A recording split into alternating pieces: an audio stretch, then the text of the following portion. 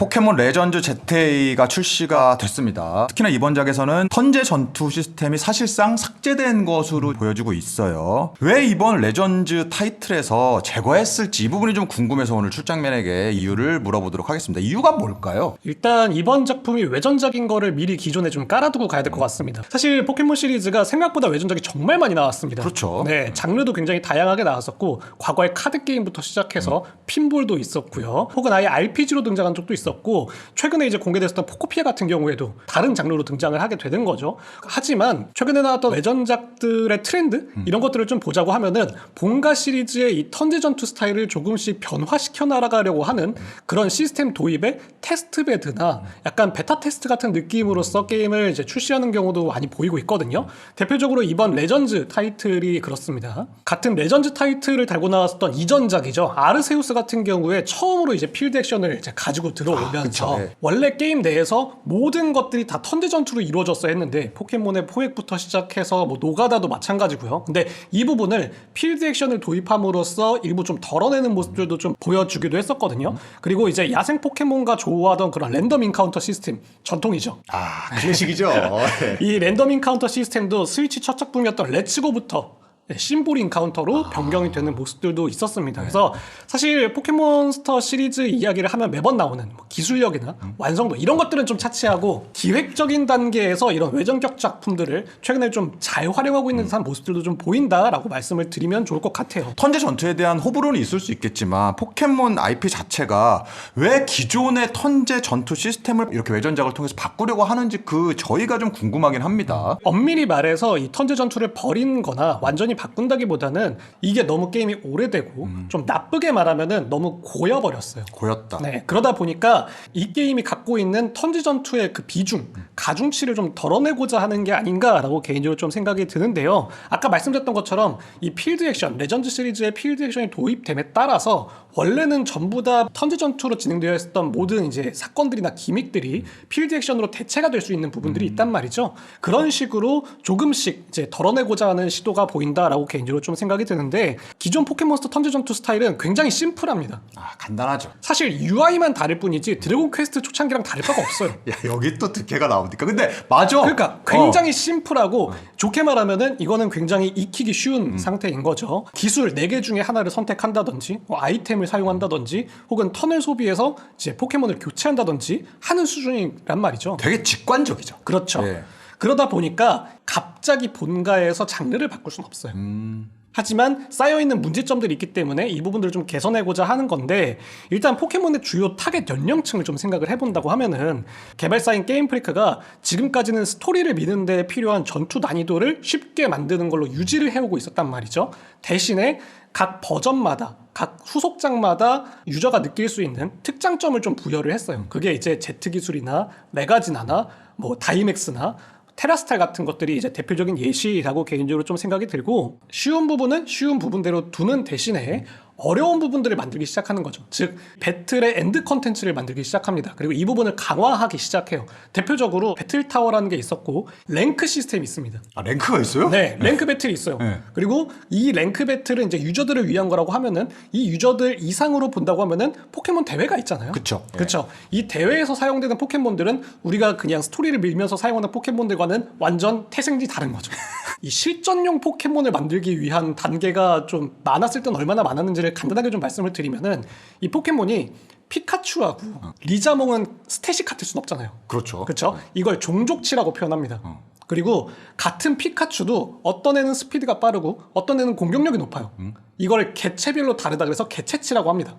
그러니까 피카츄 중에서도 내가 원하는 개체치를 뽑아야 되는 거예요. 그렇죠. 네. 그리고 여기에다가 포켓몬도 성격이 있어요.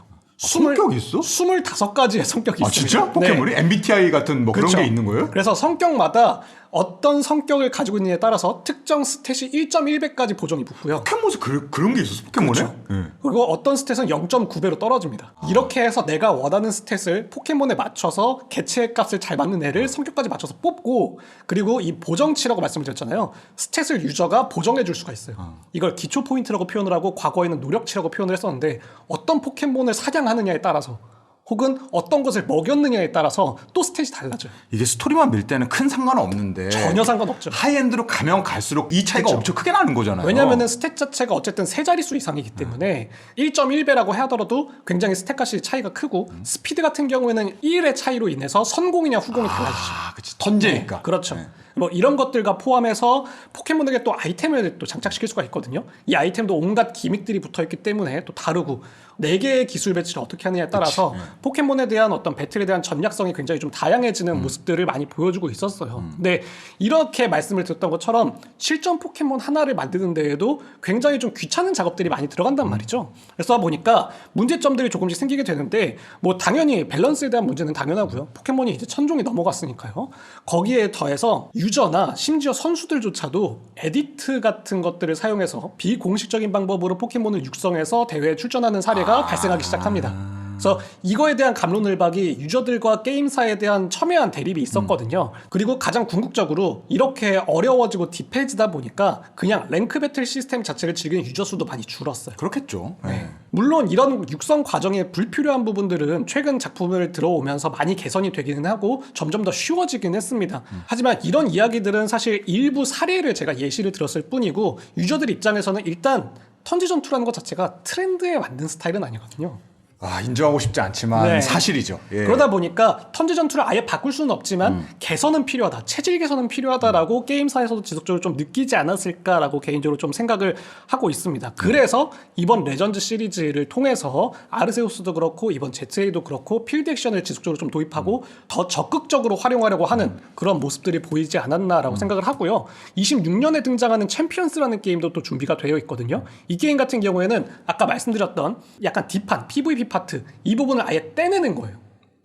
뗀다. 대회는 앞으로 챔피언스로만 진행을 합니다 라고 이야기를 하면서 앞서 있었던 온갖 부작용들이라든지 밸런스 패치라든지 이런 것들을 좀 더 적극적으로 맞춰나가겠다라고 하는 모습을 보여줌으로써 지금 턴지 전투가 갖고 있는 턴지 전투가 너무 많은 것을 포켓몬 내에서 갖고 있다 보니까 이 부분을 조금 덜어내고 체질 개선을 하려고 하는 모습이다 라고 생각을 하시면 좋을 것 같아요. 여러 가지 이유가 있겠지만 기본적으로 지금의 트렌드와 다소 좀 느리고 답답해 보일 수 있는 턴제 전투 시스템이 너무 오래됐고 좀 트렌드에 맞지 않는다라고 하는 이유가 제일 큰 것 같아요. 사실 이건 포켓몬에만 해당되는 게 아니라 그렇죠. 턴제 JRPG 같은 경우는 이 부분을 좀 개선하기 위해서 굉장히 많은 노력들이 들어갔거든요. 90년대부터 지속적으로 있었던 질문이죠. 그렇죠. 뭐 최근에 삼삼원정대 같은 경우에도 뭐 QT랑 비슷한 그런 느낌의 패닉이라든지 실시간으로 뭔가 입력할 수 있는 그런 장치를 넣음으로써 이런 좀 뭐 지루함 이걸 타파하기 위해서 굉장히 노력을 많이 했는데 이번 포켓몬 같은 경우에도 그 일환이다라고 좀 볼 수 있을 것 같아요. 그런데 보면은 외전작에서 이런 부분들을 굉장히 많이 활용하고 있다라고 말씀을 주셨잖아요.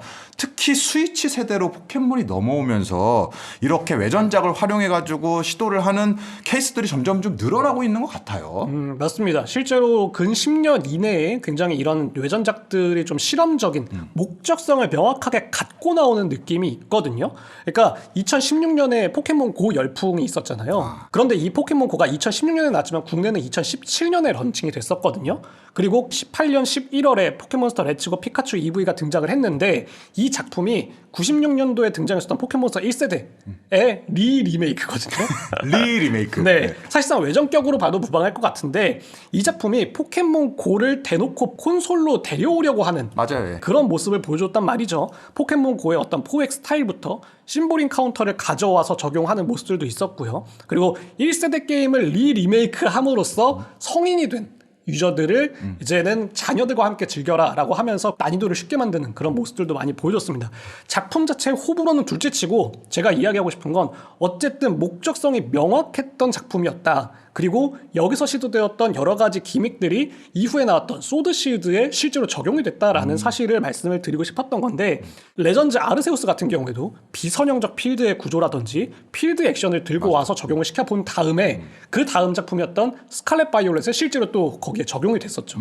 그렇기 때문에 아마 이번 ZA도 비슷한 형태가 되지 않을까라고 생각이 들면서도 한편으로는 만약에 레전즈가 이제 시리즈화가 되어서 정말로 계속 나온다고 하면은 아마 턴제 전투를 완전히 제거한 별도의 시리즈로 등장하지 않을까라는 기대감도 있는 거죠. 본가 시리즈에는 지속적으로 이런 외전작이나 레전드 시리즈들을 통해서 테스트베드를 통해서 유저들의 평가를 좀 지켜보고 턴제 전투 시스템을 지속적으로 좀 개선해 나가려는 시도를 보여주지 않을까라고 개인적으로 좀 생각을 하기도 합니다. 이게 오래된 IP일수록 근본적인 부분은 건드리기가 힘들잖아요. 맞아요. 예. 그렇기 때문에 이 외전으로 나름대로 한 발 뒤로 물러서서 이런 식으로 개선해 나가는 방법은 나름대로 머리를 좀 잘 쓴 게 아닌가 하는 생각이 좀 들기도 합니다. 사실 그 시스템의 변화에 대한 평가는 뭐 좋을 수도 있고 나쁠 수도 있잖아요. 근데 어찌됐건 굉장히 오래된 IP에 뭔가 변화가 필요하다라고 하는 필요성을 느끼고 이런 식으로 무언가 자꾸 좀 해보려고 하는 그런 좀 위기의식을 갖고 있다라고 하는 측면이 제작사로 좀 중요한 포인트인 것 같아요.